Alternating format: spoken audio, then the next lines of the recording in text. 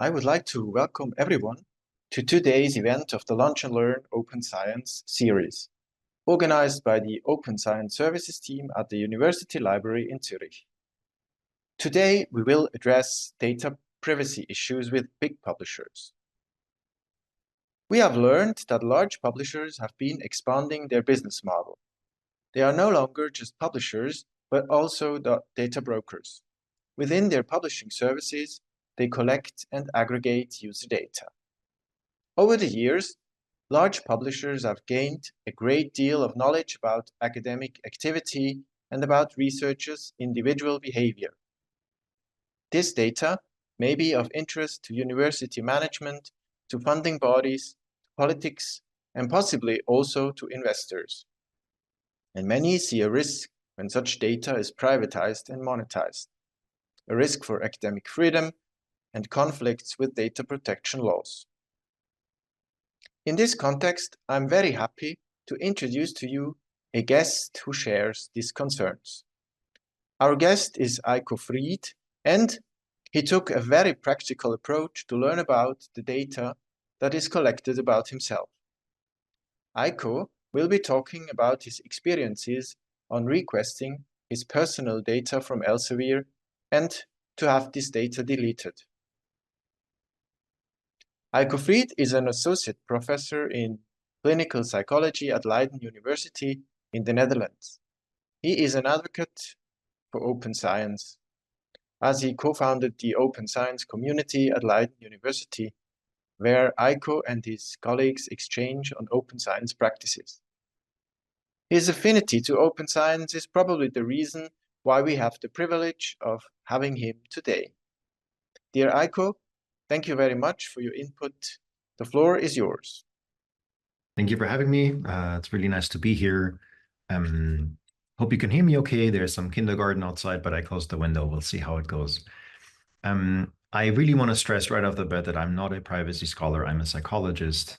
I know pretty little about, this sort of stuff.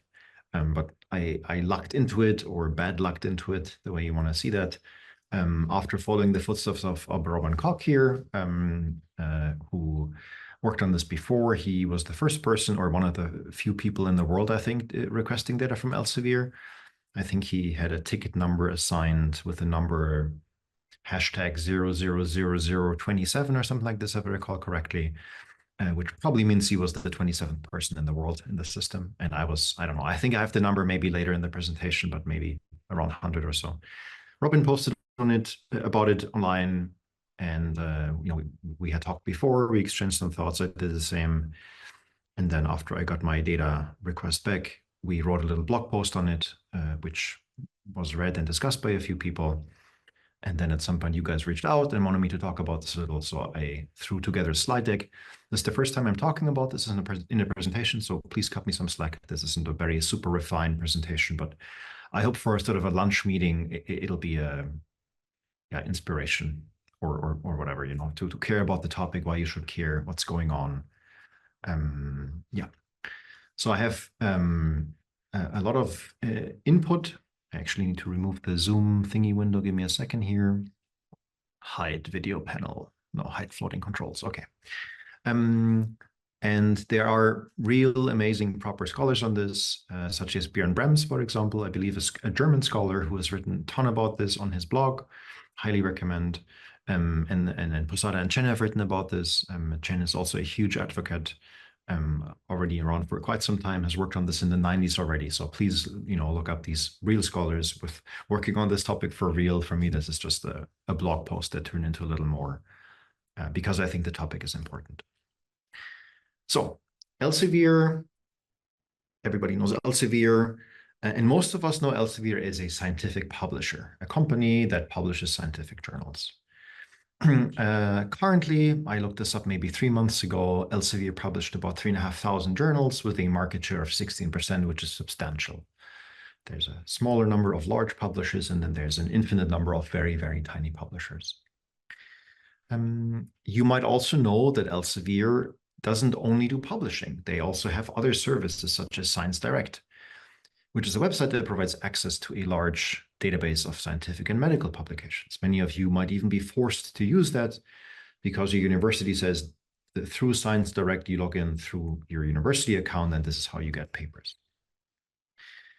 Now, Elsevier has had a bit of reputation.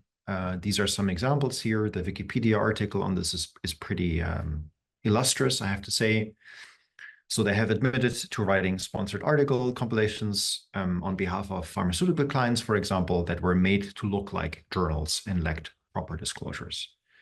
I think in some of these cases, they might have settled. In some cases, they might have paid a fine. I don't know exactly about the legal status, but these things all happened and many more. They offered Amazon vouchers to a select group of researchers to submit 5-star reviews on Amazon for certain products in this case being Elsevier books or other things they sell. They have been caught manipulating citation reports, and Elsevier has and still continues to be one of the leading lobbyists against open access and open science efforts in Europe and elsewhere. Elsevier, and I didn't know this until a couple of years ago, like some other publishers, have a ludicrous profit margin of, I believe it was 38.5% or so, 2021. It's on Wikipedia. What is a profit margin? It is the net money that you make. And if you look up the profit margins of Amazon and Apple and Microsoft, it's like 2, 3, 4, 5%.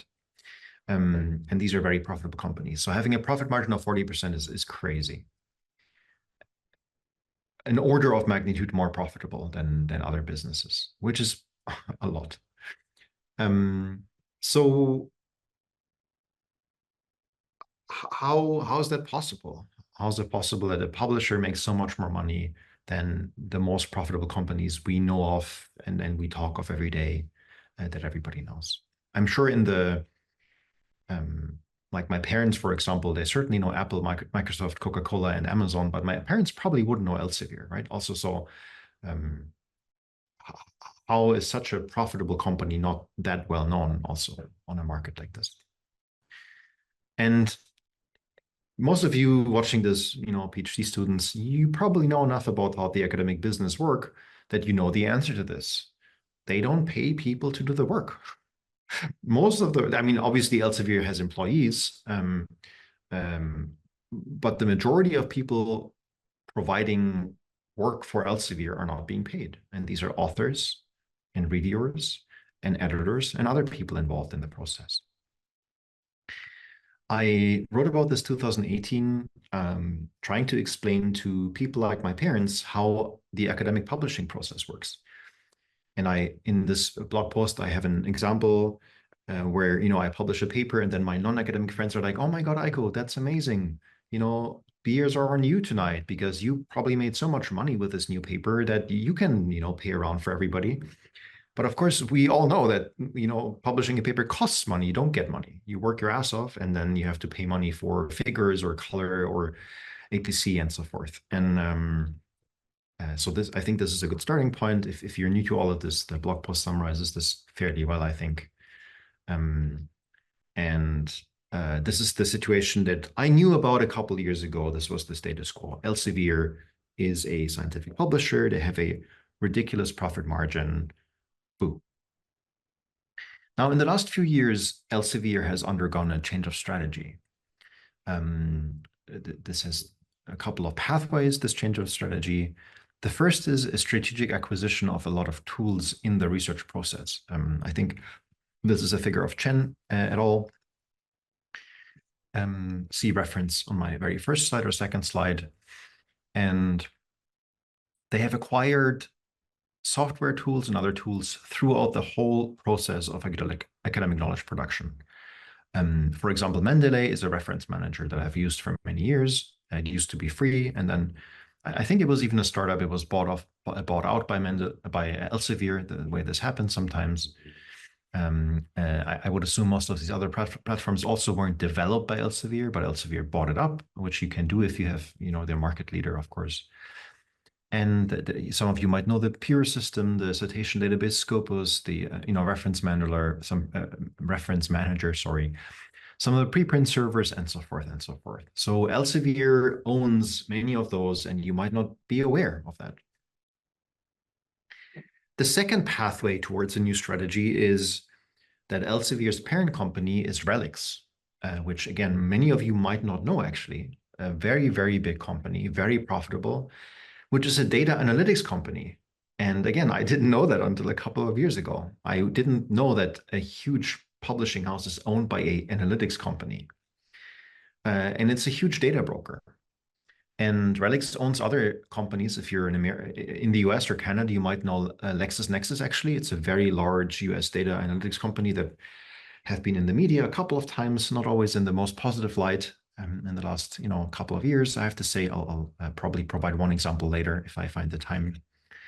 And this is a sort of overview until 2017. I didn't find anything more recent looking for this a couple of months ago when I prepared the slides of all the acquisitions that Relics made.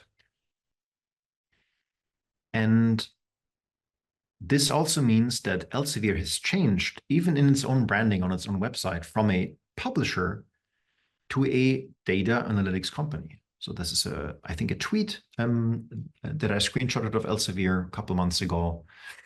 We offer knowledge and analytics to help spend more time making breakthroughs. And on their website, who we are a global leader in information and analytics. No word of publishing at all in the who we are statement on their website. Again, this is a couple months old. Now, when you interact with any of those tools as a scientist, like Mendeley, a reference manager that I have used for a long time, as I said, your data is being collected and analyzed by Elsevier.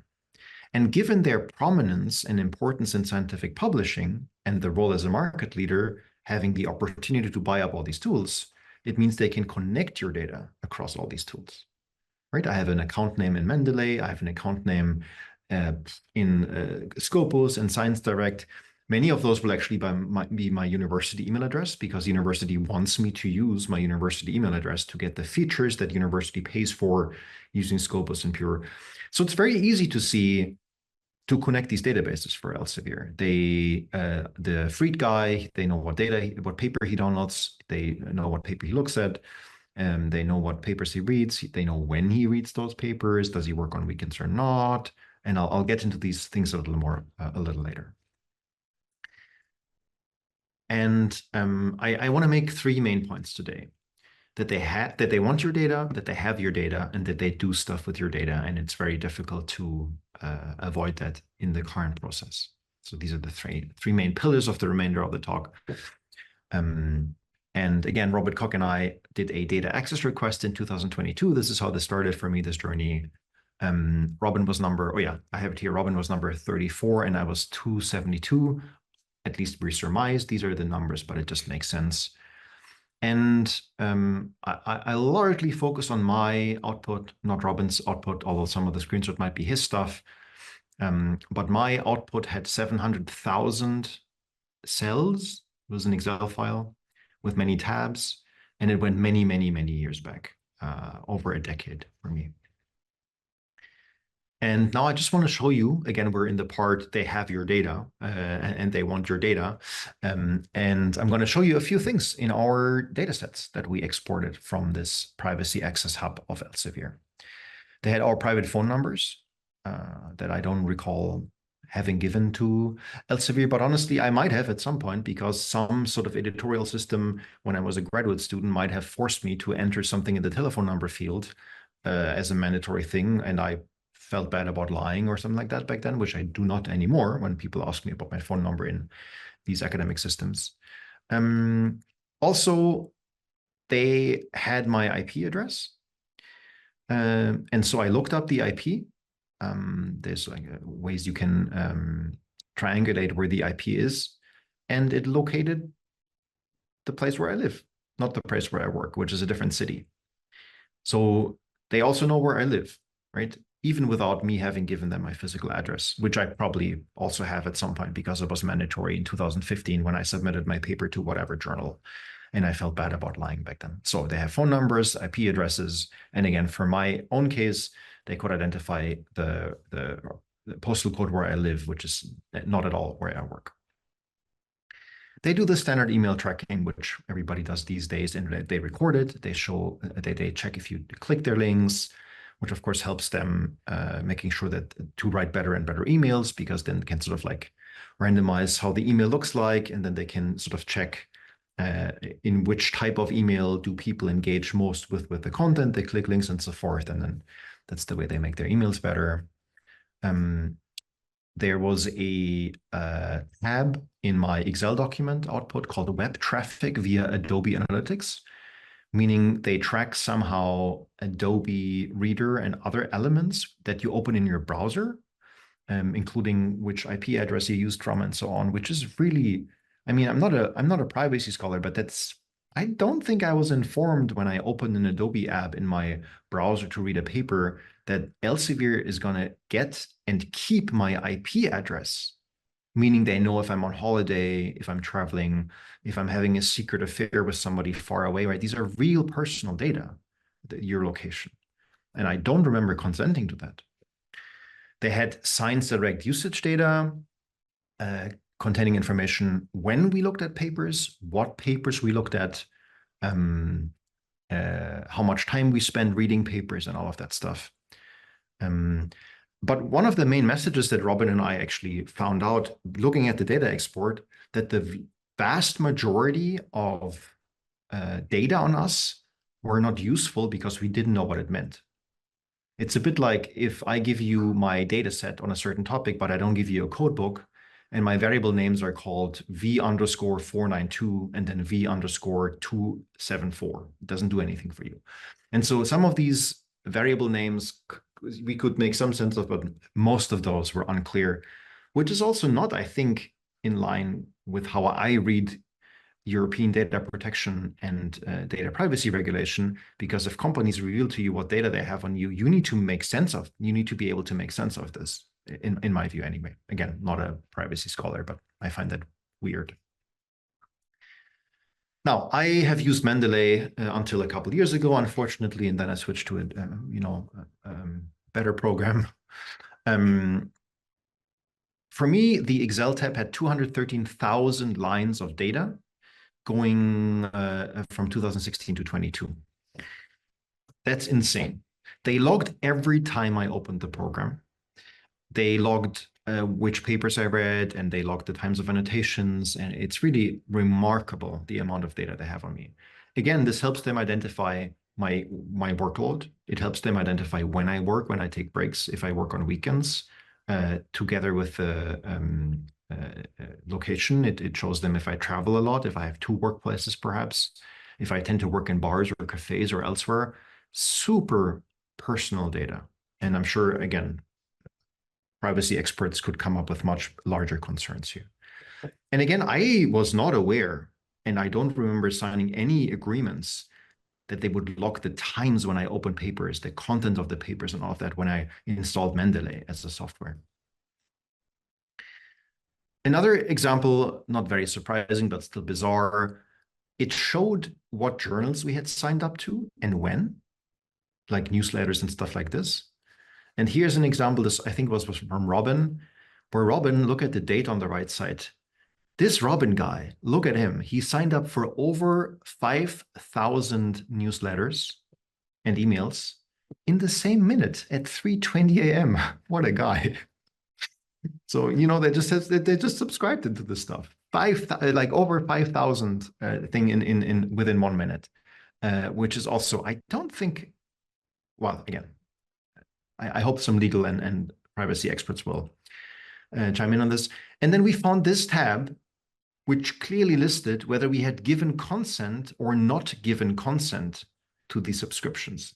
They actually have information on me not giving consent to the things they sign me up for, which is the no consent column, which is insane. All right. So they want your data. You know why? Because they are owned by a business analytics company, and they themselves are branded now as a analytics company. They have your data. I think I've shown this convincingly that they have your data. Some of you might know this lovely Mr. Lovenstein comic that I like very much. I always think of it as a psychologist who sort of tests something in data. The data says no, and then the psychologist is very sad. And then I sort of rebranded this yesterday to Elsevier. And then, Elsevier gets your data, and then they are very, very happy because that's literally their business model. Okay, and so the third point is they use your data. Obviously, that's how they make money. How can they use your data? Again, not an expert. Some people might know this better. I can only speculate. But with the information available, Elsevier can combine professional with private data and sell it. I talked about this already, vacation data, working hours, the kind of papers. This is all extremely useful for advertisement. Companies would want to know these information when you work. And I don't think I left any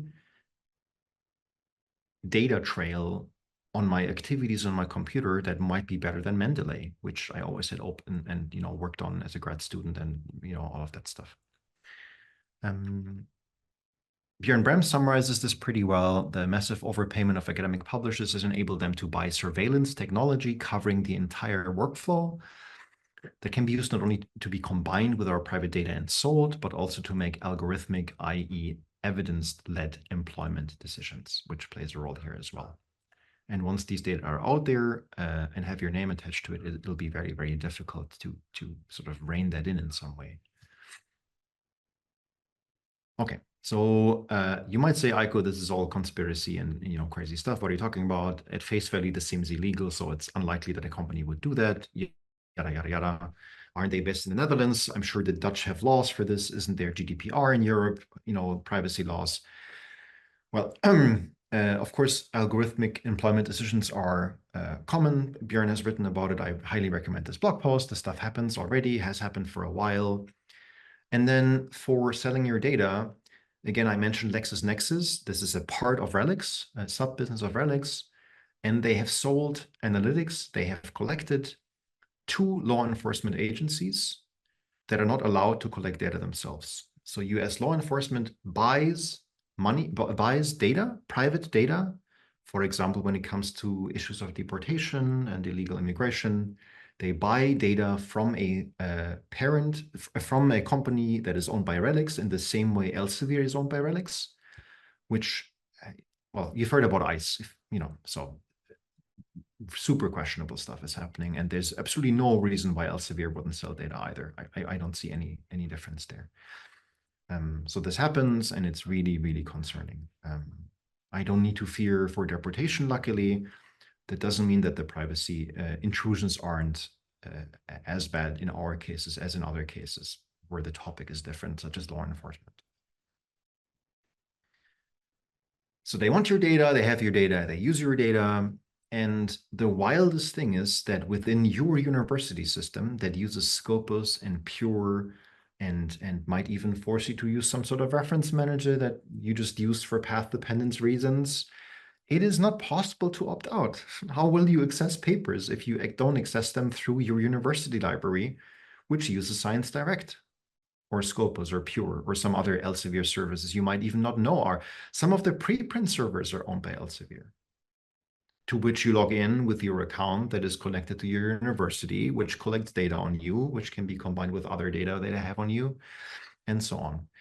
Even recommending a reviewer, like, assume Samuel here opts out of all Elsevier stuff. You unsubscribe from all newsletters, you opt out of everything.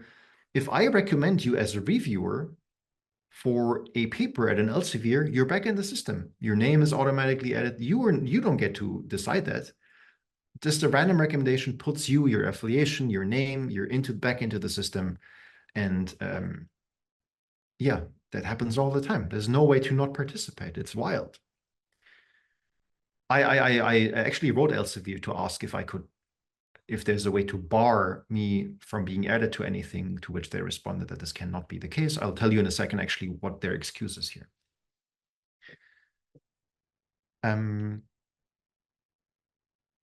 Yeah, given that they track their emails, it also means that you wouldn't be allowed to read emails from them if you really wanted to opt out of the system completely, because they track who they send emails to and who clicks on which links. And if you click on a link, it gets added to their database and you're back in, right? So it's impossible.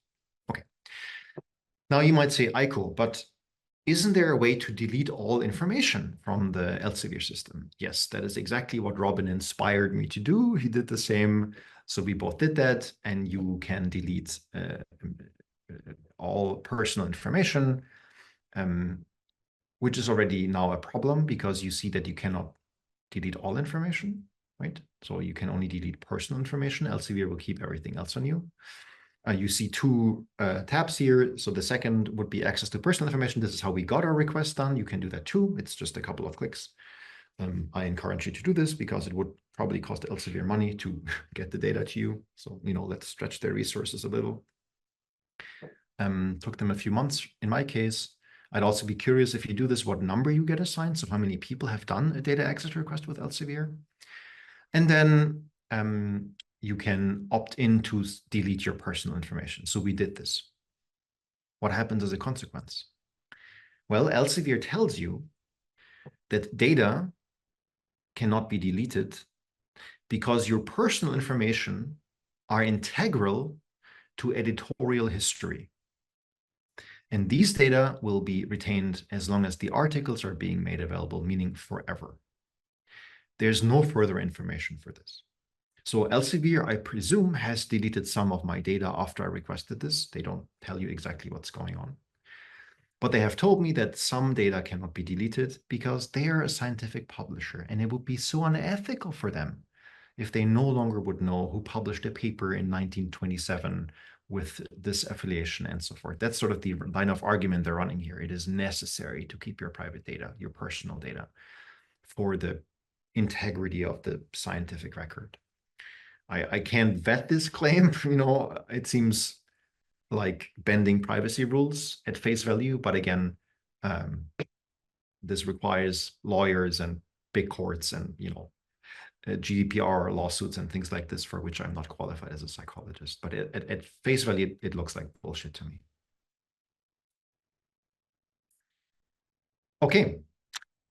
When I give scientific talks about depression research or measurement problems or open science issues when it comes to transparency, I usually have a final section where I offer solutions. I really don't know what to do in this case. Yes, you can decide not to longer publish with Elsevier journals, but you're still going to be part of the system. They're everywhere. It's really problematic. So I think the solution here is we got to ask people who are experts. I would love to see a big lawsuit by universities. I would love to talk to more privacy scholars about this. If anybody sees this who knows more about this, please get in touch with us.